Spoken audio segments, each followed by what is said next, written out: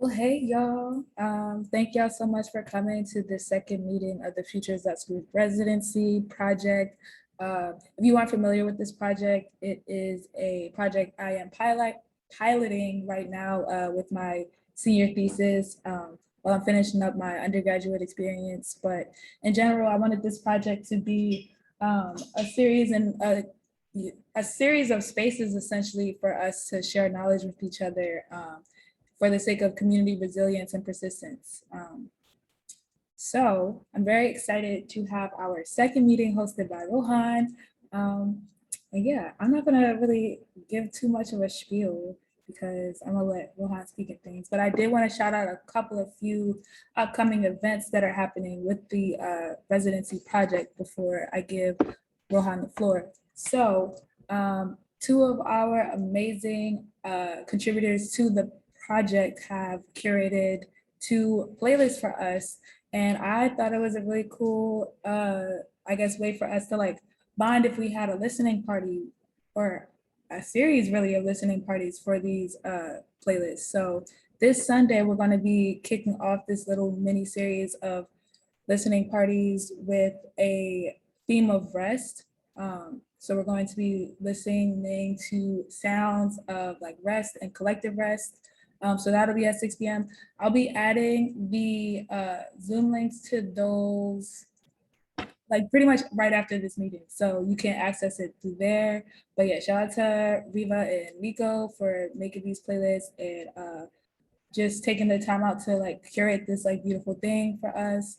And then that following Tuesday will be the second listening party, and they both will be at 6 p.m. So we have those coming up, and that's gonna be virtual. We also have some upcoming in-person engagements that Rohaan will be talking about soon, which I'm really excited for, but I'll let him talk about that. And that's all I had to shout out. So without further ado, I'm gonna let Rohaan, you have the floor. Thank you so much again. And I'll sign off. Bye, y'all. Awesome. Thank you, Leila. Hello, everyone. It's great to be here. My name is Rohaan Unvala. Before we start, I just want to say throughout the course of this short presentation that I have, I want this to be really informal. If you ever have any questions or something you want to add or something you want to say or something that strikes you, feel free to pop on or type it in the chat so we can have a collective discussion if that's where it needs to go. I'm going to share my screen and tell you a little bit about myself. Give me just a moment. Can everyone see that? Yes. Yeah, awesome, awesome, awesome. Thank you. So I'm really excited to be giving this presentation. I'm going to tell you a little bit about myself and where my interest in being part of this really cool collective has come from, and my interest in visual art making has come from. I started off as and am predominantly a theater artist. I've always been interested in acting and performance, and currently most of my time in Philly is in my MFA program, which is at the Big Iron Theater Company, and we make all original devised performance, which is all original theatrical creations. And somewhere along the way in my theater journey, I got really interested in making abstract painting. And my personal painting practice is really an exploration of where does movement of the body and performance meet art making, visual art making, and painting. So those are kind of the two worlds that I enjoy inhabiting and that I think work really well coming off of the presentation that Leila made a few weeks ago about somatic practices and practices of presence in the body. Art making is always about presence in your body, no matter what the art form. So I'm excited to just share some of these thoughts and concepts and ideas with you and how I use them in my work. There'll also be an in-person couple of workshops that we'll be doing in December. So I'll talk about that at the end of this presentation. So to get things started, I brought these sketches up to really break down an idea that I've been very interested in over the last couple of years. It's an idea that comes from a lot of theatrical creation, but the idea that our bodies, when we sit still, even when we sit still, are constantly vibrating. There isn't a single moment in the day, and there are loads of studies on this, where our bodies and our place in the universe and everything else in the universe is constantly vibrating. And being able to sit still and take a deep breath, and you can go ahead and take a deep breath, you may explicitly feel your body moving ever so slightly as you take a deep inhale and an exhale. Even if you were to sit completely still in meditation, your body would still be vibrating, because the molecules that make up us and our reality and the universe around us are always moving. And that's what really draws me to movement practice, is the idea that movement is something that is constant and inescapable. And I'm really interested in how can we capture that in theatrical forms, but also in the form of abstract painting. I bring up these visuals, if you have a look at some of these drawings over here, just to open up the door to the idea that our bodies can be broken down into lines. Everything around us can be thought of as lines. So if you were to raise your hand right now, and you can go ahead and raise your hand while your cameras are off, and just have a look at your hand, or have a look at your arm, or have a look at any part of your body that you wish, and try to visualize it as just a collection of lines. These lines may be straight, these lines may be curved, these lines may be looped, right? Lines don't always have to be straight. So just to open up that idea that our body and the way we move is inescapably always made up of lines. And as you can see here, these drawings are of some dynamic motion and dynamic movement, which we can always break down into lines. And to me, that's really the simplest way of kind of exploring the steps of my practice, is what lines am I creating in space? How do those lines affect the space? Because they're made up of molecules that vibrate. And then going further, how can these lines that I create in space affect a canvas or affect a piece of paper and create a trace of movement? And there's a bit more clarity with those images with the blue lines down there that let you see really how we can break down the curves of our body into very, very simple lines. Oh, there we go. So what I would like you to do, actually, let me go back. What I would like everyone to do is to take a moment and just have a look at your hand. You can do this on your own time. Have a look at your hand and try and connect the making of a fist and the opening of your hand to your breath. I find it really easy to do it on an exhale when I close my fist. And then an inhale to open back up. And what I want you to do real quick as you make a fist and open your hand is picture a marker at the tip of every finger and at the tip of your thumb. Think about the marks that you're making in space, the curved line that you're making in space as you close your hand and you let it release. The marker can be any color you want. Close your hand and let it release. And if you do this a couple of times, this is just a small example of the concept I just spoke about of making lines and curves in space whenever we move. And this action of closing your fist and opening it up, to me, results in a kind of crude drawing that I made of these curves. So we have the center of energy, which, how do I go back? Oh my God, you'll see my whole presentation. Give me a sec. Oh my God, I literally did that by accident a couple of times this week.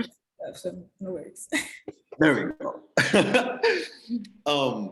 So if you were to imagine a marker or a pen on each fingertip, as you closed it, what you would essentially get are 5 curved lines into space that converge in the center of your palm. And when you draw these out, in some ways, to me, this image does look like an abstract hand, which I just thought was like a really interesting note, that anytime we move, we're creating these traces of motion. And if someone was to just see these 5 curved lines that we made, they might not know that it was made by a hand unless you told them, but it vaguely represents what we understand to be a hand. And I bring that up because there are so many of these little layers of understanding we have as movers, as people who have been moving since we're born, of how motion creates the space around us. Movement is something that isn't taught, right? A child learns how to move by moving. A kid learns how to crawl by trying to crawl and then falling on their face and then trying it again.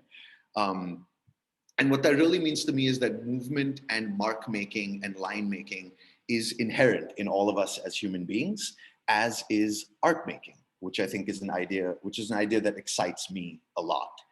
So that's just a bit, a bit of something to think about, of moving with your breath and being mindful of the curves and lines you create in space. And the connection to breath is really important. I know Leila spoke about that in their presentation on somatics as well. Give me just a second, things.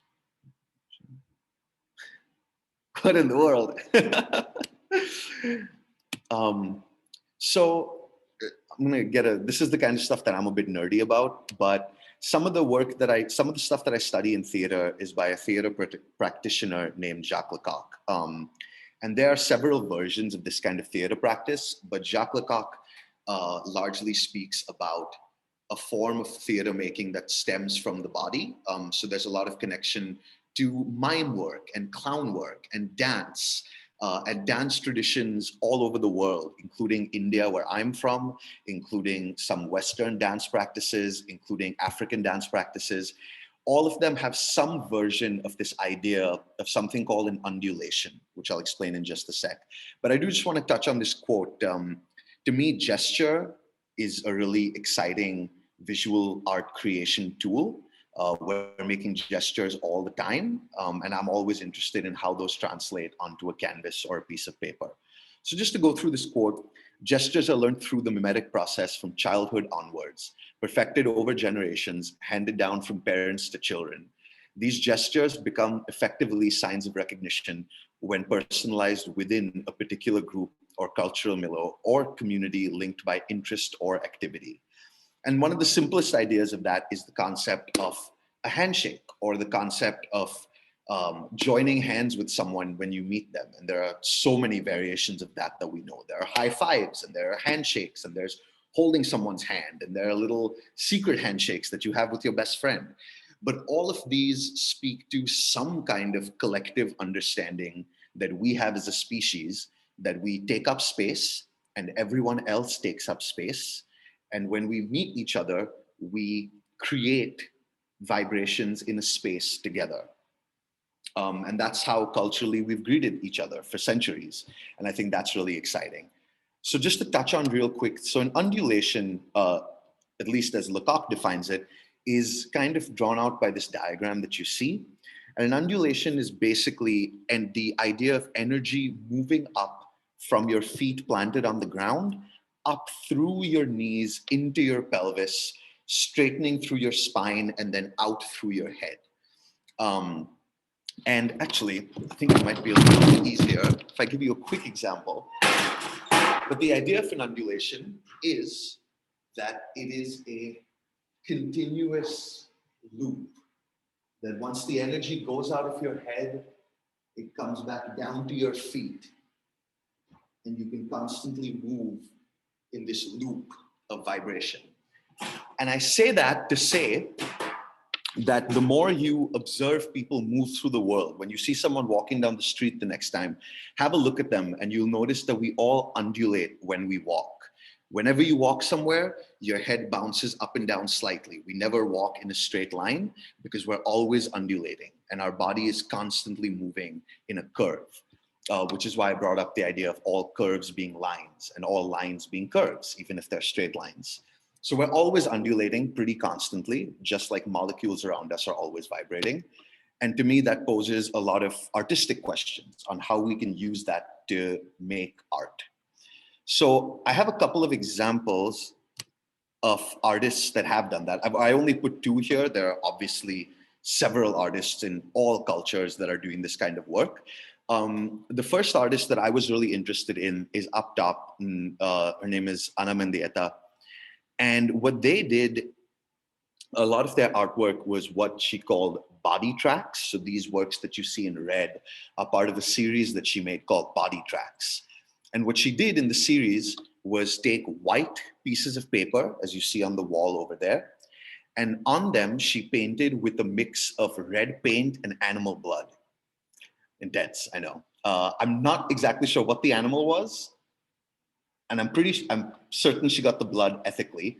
But the colors that were on the paper were a mix of animal blood and red paint.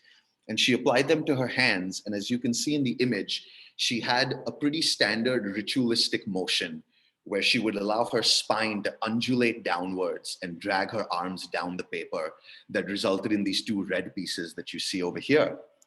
And these works to me are super exciting because they really capture motion, and they capture motion in a way that allows us as creators, as artists, as people to kind of move away from thinking about the product, right? Existing in capitalism, and I would say for myself, especially as BIPOC folk existing in capitalism, we often are conditioned in capitalism to always think of the product, to always think of the productivity, to always think of what is the end thing that we're trying to make.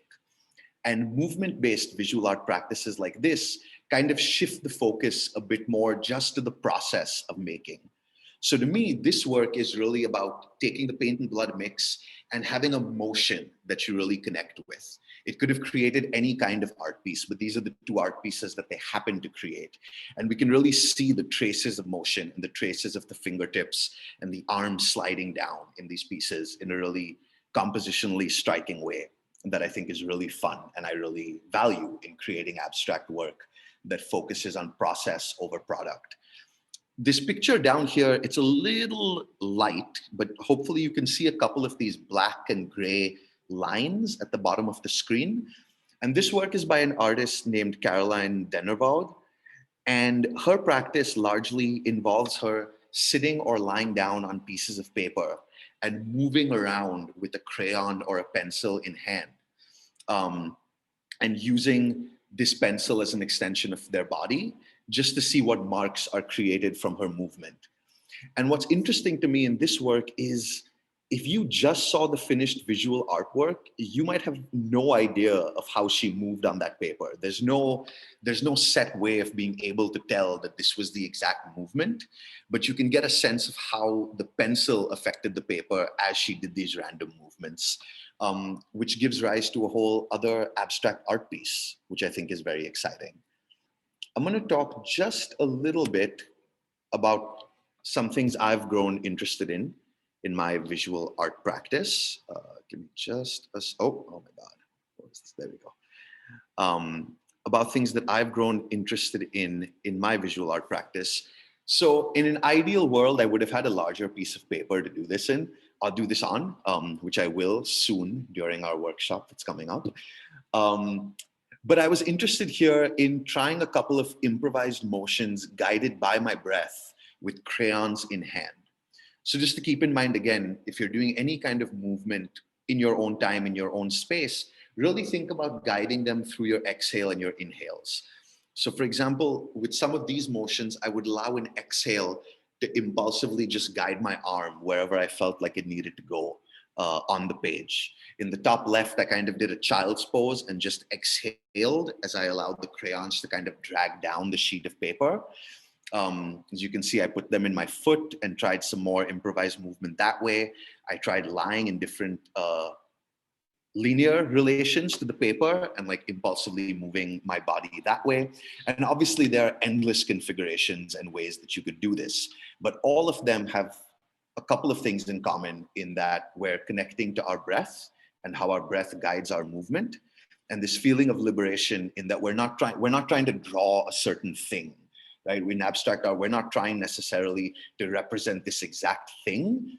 To me, what we're trying to do is to allow ourselves to feel liberated enough to impulsively move in any way we want and trust that that movement will create a piece that says whatever needs to be said. So even if I have no idea what this final piece says, in some way or the other, it tells the story of my movement. And that intrinsically makes it artistically valuable. So just to give you an idea, this was the final experiment. This was the end of the little experiment that I did. I did about 6 movements on a small piece of paper with like 3 different crayons. And this is what I got. My first impulse when I saw this was I was like, oh, it looks like a child did that. And I say that in a good way because children are amazing artists because they allow themselves to make whatever they want. Again, in capitalism and in today's world, we're always told that like being childish is a really bad thing. And once you're past a certain age, you shouldn't be childish. And excuse my language, but that's kind of a bunch of bullshit because children have a way of looking at the world and creating that's free from any constructs because they haven't been given constructs, right? That's why when children imagine or draw, they make the most fantastical worlds because their imaginations are free.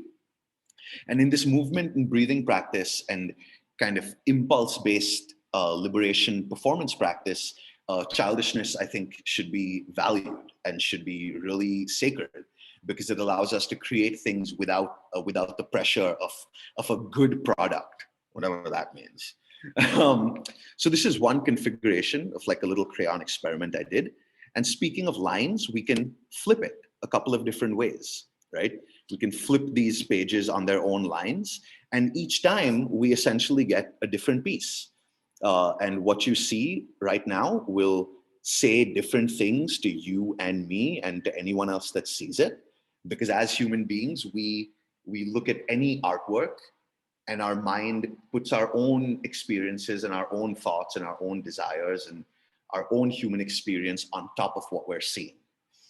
And when I talk about liberation as an artist or just as a person, you know, it really does come down to this idea that we can really, or we should really allow ourselves to just follow our impulses, because no matter what work we create or what artistic work we create, everyone is going to view it to some degree through their own lens and their own experience. There's only so much that I can put across in my work that someone will get. And chances are that no one will get exactly what I'm trying to say, which is great, which is wonderful, because that means that everyone really comes to art with their own impulses and their own views. So these are just 2 different ways to flip the paper. In my mind, these make them 2 completely different pieces. And you could flip it again and make a 3rd completely different piece. But all of these are guided by the movements that I did. And just with the flip in configuration, they become something else. I don't know what they become, and they might be something completely different to you. But just to think about this idea of how a shift in perspective can really just tell a completely different story, even if the piece is the exact same thing. And this is a more recent piece that I did with crayon on paper. A rib cage, amazing. I love that. That's so cool. So this was a more recent experiment I did on a smaller piece of paper, but just to give you an idea of, you know, if I hadn't told you that I had been guided by specific movements in making this piece, it tells its own story of movement, right? This piece has its own movement that may or may not be really similar to the physical movements that I did, which in visual art to me is so exciting, because we can make an entire piece and think of it as a performance. But if someone doesn't see the performance and only sees the finished piece, it's like, what differences are they experiencing? How differently are they experiencing the piece itself? So, give me one sec. The last little piece I want to tell you about, a couple of months ago, I was really interested in this idea of movement and texture in a painting process. So I took a large canvas and I painted my body and moved along the canvas pretty impulsively with a little bit of choreography and some rules I set for myself. I didn't like the painting. No, didn't like it. It wasn't what I envisioned. I painted over it and I did it again to give it some kind of layer and texture. But just to give you an idea of like how this might come across in a painting practice, the only guidance I gave myself was that I wanted to move with curves. So I made a little mix of red and maroon on my arm, and I moved in a curve that gave me the first half of this piece that I had been building. There's a much longer video I have on YouTube about this whole piece, but the second curve that I made was with a mixture of purple and black, which is over here. And I made sort of like almost like a reflection curve impulsively because I felt like doing it and it was fun and it was liberating in my body. I made a second series of curves in purple and black. And I made the marks on this canvas as I saw fit and as my body and joy and fun guided me to do. And both of these led me to, oh, no, I want to go to the next slide. Both of these led me eventually to this piece. And what really excited me about this piece once it was done is that, I don't want to tell you what to see in this piece. So I'll give you a couple of seconds just to take it in because I don't want to impose my views on it. But as you're looking at it, what I began to see a couple of days after I finished this piece was right in the middle, in between the red and the black, I see a profile of a human head with a little nose sticking out, right? And that was never my intention. I didn't see it until 2 days later. I didn't see a few of the things that I saw until a couple of days afterwards. There was a time, a month after I made this piece, where I saw like a red and a black crocodile kind of like talking to each other in the middle, right? With their tails above and their heads below. And these are just like little examples of the fact that we can move and follow our impulses in art making in a certain way. And I think it's really valuable to actively try and detach yourself from this idea of, I have to make this one thing and I have to make this meaning. And trust that if you follow your impulses and you follow joy and you follow this idea of mental, mindful, physical liberation, the meaning will come. And the meaning will come because you found joy in the process and you made a thing. And in art making, making a thing is the best, no matter what the thing is. You made a thing. Oh my God. So, I visit this piece almost every day and I always see something different in it that I never intended. It's rolled up and in storage now because it's 6 feet by 4 feet and I don't have a whole lot of room to store it in. But that's just something to reflect on in your own practices. And how can you really find joy enough to detach yourself in your making process and trust that you will make a thing because you enjoyed making it. And this concept is as old as cave paintings, right? Like the fact that humans had the impulse to create stuff and create these paintings on the walls of caves and do movement in front of these cave walls that exist even now, that I think is so exciting and really telling of art making as almost, it's almost a biological need, right? It's a need to move and a need to vibrate in space and a need to create and a need to feel free. And that's true for us now. And that's true for the first of our species that made cave paintings. And I'm a big nerd about cave paintings, but that's a different presentation. So that quite honestly is essentially my presentation. That's like some of the ideas that I'm really interested in. And we will be taking this further on December 4th and on the 18th with this, taking forward this group residency. I'll be running a session, which will be a group experiment. And I want to say that now is that I want it to be an experiment. I don't know what we're going to make, but we're going to move and I'm going to give you some guidance. But I want you to find freedom in your body and in your mind and move and create marks, or what I like to call traces on a surface.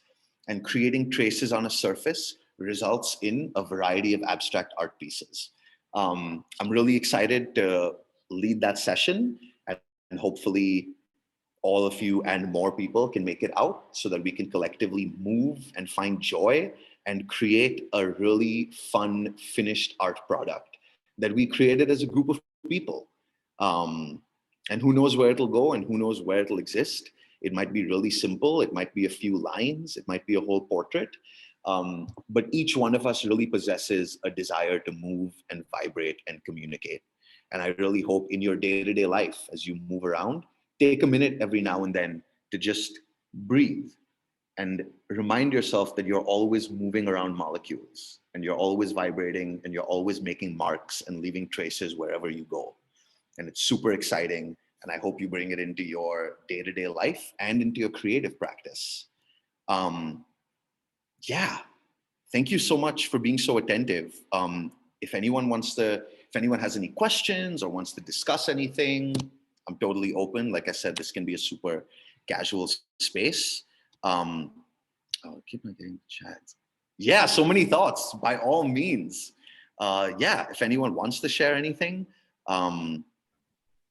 Yeah. So I just wanted to say really quickly, since we have like 1 minute, I think it might make more sense to just hop on to the next Zoom now.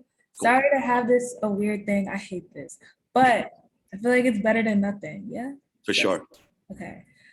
This was, oh my God. I really want to like hold what I have to say for like when we don't have to like have anyone get cut off. So I'll hop off of this and y'all can hop on. Hopefully we don't lose anybody. I don't think that'll happen, right? I don't think so. Right. You put the link in here. Oh, okay, perfect. Got it. All right, cool. Well, I'll see y'all in like a minute or whatever. Yeah.